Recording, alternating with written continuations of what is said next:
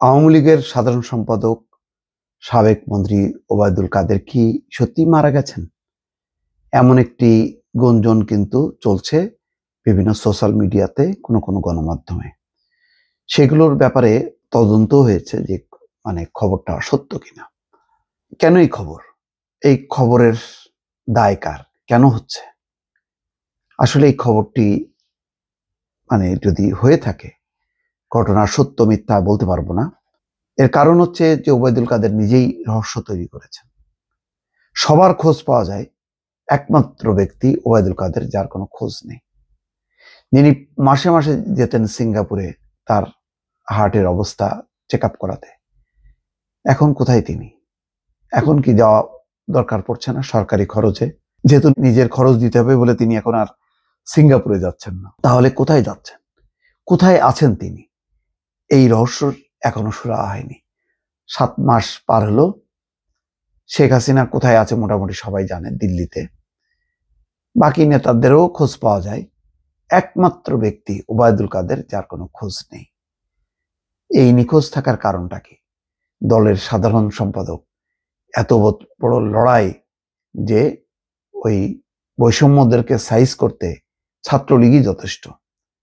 শেষ পর্যায়ে মনে আছে সেই ঘোষণা, এবং বলা হয় যে এই পুরো উস্কানিমূলক কর্মকাণ্ডের জন্য, শেখ হাসিনাকে উস্কে দেওয়ার জন্য দায়ী হচ্ছে প্রধানত ওবায়দুল কাদের।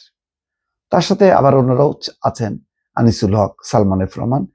কিন্তু এই চক্রের মূল হোতা বা লিডার হচ্ছে ওবায়দুল কাদের। কোটি কোটি টাকা আত্মসাৎ করেছেন, দামি দামি ঘড়ি, পোশাকের বাহার। প্রতিদিন ফেসবুকে যিনি তার ছবি দিতেন, এখন কোথায় তিনি? তিনি কি দেশে নাকি বিদেশে? একজন কত বড় কাওয়ার্ড যে একটা দলের সাধারণ সম্পাদক, তার কোনো খোঁজ নেই। দল কোথায় আছে, দলের নেতা কর্মীরা কোথায় আছে, সেই খোঁজ নেওয়ার প্রয়োজনও তিনি বোধ করছেন না। এমনই একজন সাধারণ সম্পাদক, যিনি লম্বা 3 টার্ম সাধারণ সম্পাদকের পদ দখল করে বসে আছেন, যিনি তার ধারে কাছে যাতে কোনো নেতা ভিড়তে না পারে সেই ষড়যন্ত্র করতেন। শেখ হাসিনার কাছে কেউ যাতে যেতে না পারেন, কেউ যাতে তার পদে না আসতে পারেন, কেউ যাতে দলের গুরুত্বপূর্ণ হয়ে উঠতে না পারেন, সেই চেষ্টায় থাকতেন ওবায়দুল কাদের। এত নীচ মন মানসিকতার একটা মানুষ এখন প্রমাণ হলো, যখন নাকি দলটা সত্যি সত্যি বিপদে পড়লো, তখন তিনি নাই। তিনি নিজে নিজেই মারা গেছেন। এই যে খবরগুলো হচ্ছে, কই অন্য কোনো নেতাকে নিয়ে তো হচ্ছে না, তার ক্ষেত্রে হচ্ছে কেন? হচ্ছে এই কারণে তিনি এমন ভাবে নিখোঁজ রেখেছেন নিজেকে, যে গণমাধ্যমে এখন খবর আসছে, সোশ্যাল মিডিয়াতে খবর আসছে যে ওবায়দুল কাদের মারা গেছে। খবরটা হলো এই, আওয়ামী লীগের সাধারণ সম্পাদক ওবায়দুল কাদের মারা গেছেন দাবিতে সম্প্রতি ইলেকট্রনিক গণমাধ্যমের 3টি ফটোকার্ড সামাজিক যোগাযোগ মাধ্যমে ছড়িয়ে পড়েছে। তবে তথ্যের সত্যতা যাচাইকারী প্রতিষ্ঠান রিউমার স্ক্যানার এক প্রতিবেদনে জানিয়েছে যে প্রচারিত এসব ফটোকার্ডের তথ্য মিথ্যা এবং ভুয়া।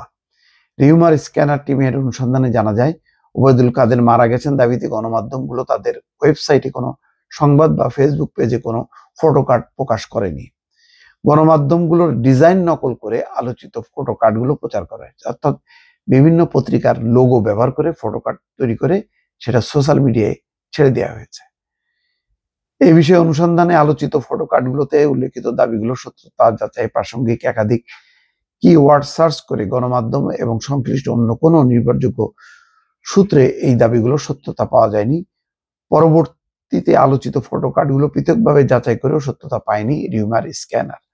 পাশাপাশি আলোচিত দাবি সমর্থিত কোনো তথ্য অন্য কোনো গণমাধ্যমেও পাওয়া যায়নি।